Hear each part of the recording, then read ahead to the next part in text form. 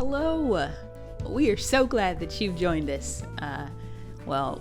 This is releasing this evening, but for you, you might be listening to it or watching this in the morning or afternoon. So wherever this has met you, hello. We're so glad that you've joined us. This is a segment during the week that we're calling Faith X Life. And seeing the advertisements for it, sometimes it's like, well, why is there an X in the middle of faith and life?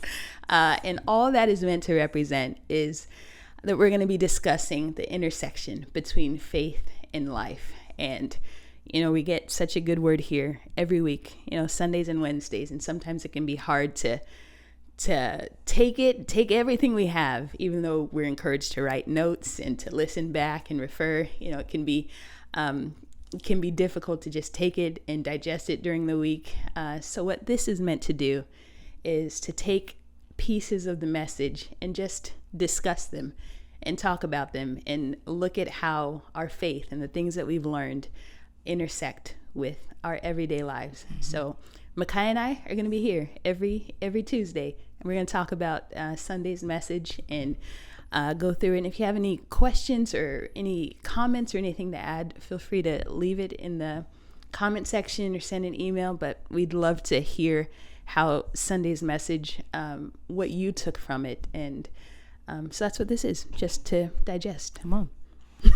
Come on. I think it's just, Sunday was one of those Sundays where it just was so powerful. Yeah, come on. Just from like the onset of Chelsea just speaking, the tears and the emotion behind it created such an understanding that what brought on those tears and emotions was the presence of God. Come on, yeah. You sitting there, if you're not understanding what it is, you feel overcome by what's being spoken, but you're not sure what that means or what that is. Yeah. And that's just the atmosphere moving, and that's God settling into the place. And I just, she went straight for understanding emotions and understanding that we're not ruled by emotion and we're not controlled, but emotions are real, and we were created to feel the emotions,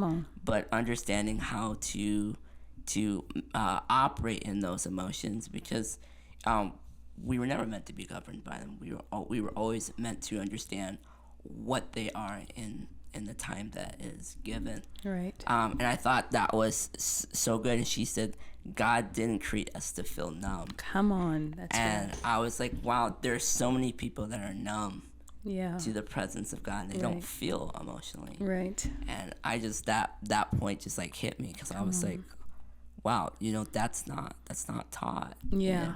And that's so, because I think one of the other points that she brought out in that is like fear. We look at fear, like the feeling of fear, like the emotion of fear.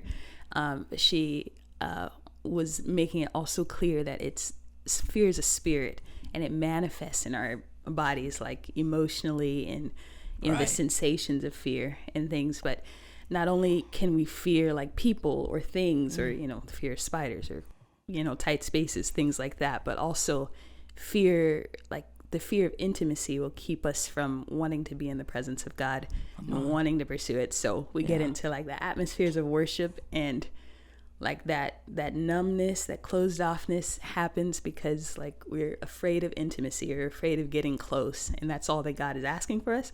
That's why there's like this dichotomy, this tension. It's like God wants us to be close, but we're afraid of being close, and the spirit of fear is huge in creating that divide in relationship. I just think that's a great point. But it's just how because of how we have gone through the religious route, and this is how your relationship with God is supposed to go. Come on. And what gets taken out of context is the fear of God, and understanding that it's not necessarily to fear him, but there to be an active reverence of who he is, and understanding the relationship that it brings when there is a healthy respect. There's a difference, and understanding. And I just thought it was amazing how she was talking about how fear restricts. Yeah, come on. And creates that divide and that tension that you have with God, and even your relationship with Him, and how you view going to church, and yeah, exactly. and making church more than just an everyday thing, that you're intentional about why you're there, Right, what you're come there, on. and what you're doing. Yeah, And it's not about like church or the construct of church or the Right. structure of church. It's about what, like the encounter and the potential or the possibility of what happens when we come to church. But it's not about church. It's like what happens when we're in the presence of Jesus. Like, and I think that was one of the big things she was hitting at too, was with like the spirit of fear.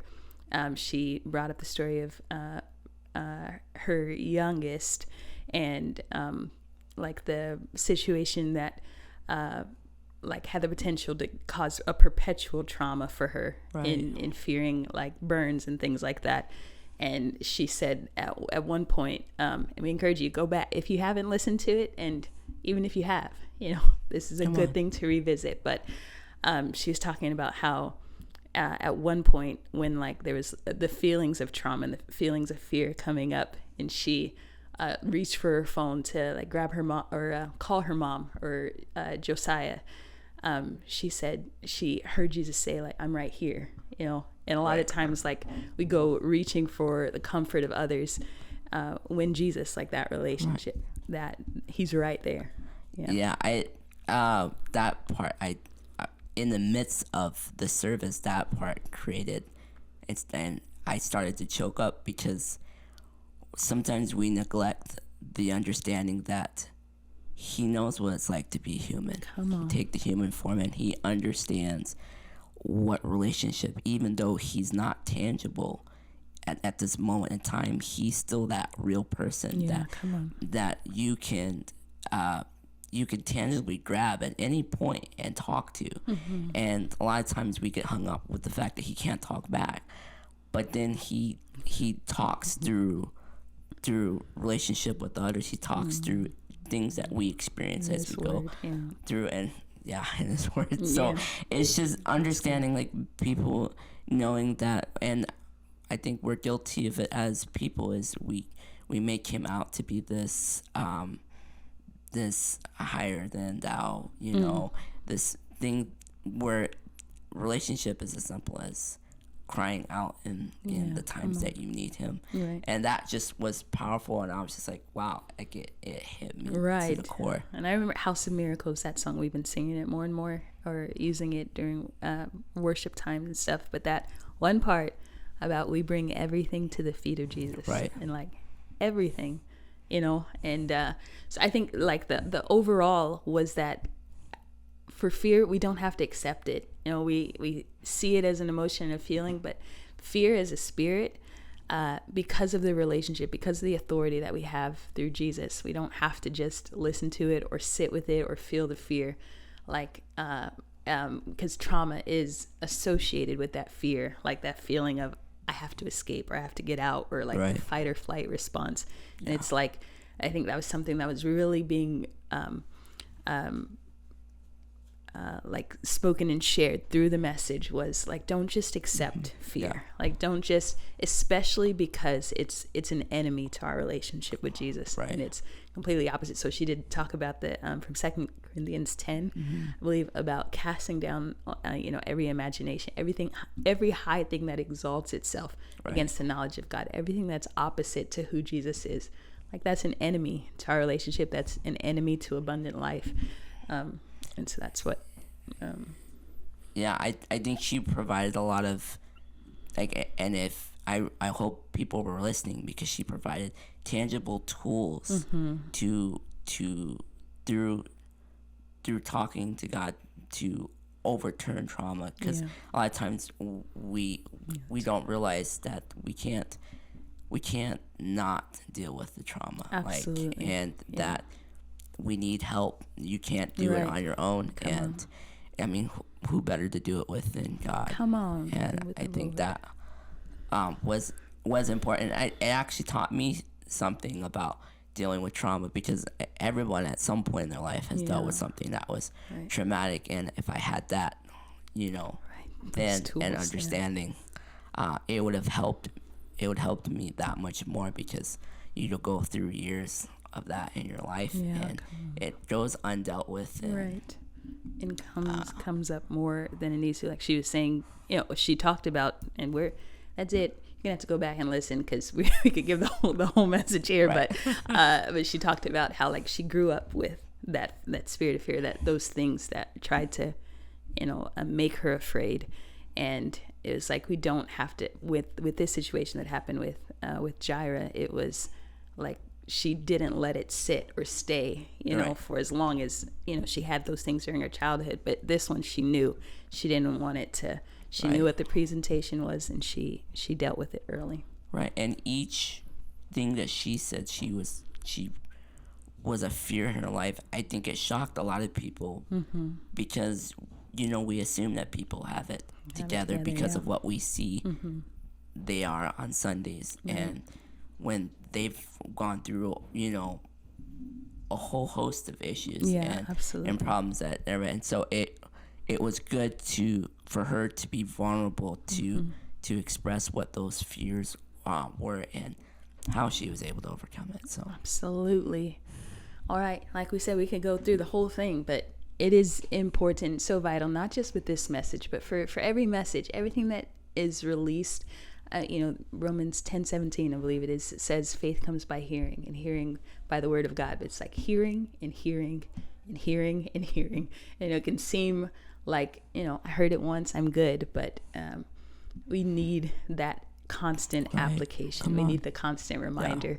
You know, so and this, as a perfect, you know, Mental Health Mondays is something that started as well. And Pastor Jonathan did, it was kind of like a sequel, or like something that came after the message on Sunday for deliverance. And it's like, now that you've been delivered, now that you understand and you're walking in your authority, what happens next? You know, and we have that spiritual authority, and then we have to take tangible tools that help us to live out our freedom, live out our deliverance, so that we keep it. So we encourage you to watch that, listen to that as well. But Makai and I will be back here next week, and we have Pastor's Appreciation coming up in 2 weeks. But Sunday, have a word from Pastor, and if you have anything that you received from the word that you want to share, anything that you have a question about or a comment about, send it in to us. You can leave a comment, you can email us. We'll have the email on the screen as well. But we just invite you and encourage you. Like, our faith walk isn't just for Sundays. It's not just for Wednesdays. It's not just for when we need it. Like, Jesus, our relationship with God is relevant to every aspect of our lives. And the more that we sit and dissect his word and see how we can apply it to our lives, the more we can live out abundant life, because that's the reason Jesus came. Right. So share this. I Amen. mean, it's so easy just to watch the video and then you just click off. That's social media culture 101. You watch the video and then you're like, oh, that was great for me, but share it. Mm-hmm. People need to hear this, and then you never know what one share then turns into another share, and then turns into another share. So share this with your friends and discuss it. Yeah, absolutely. We'll see you next time.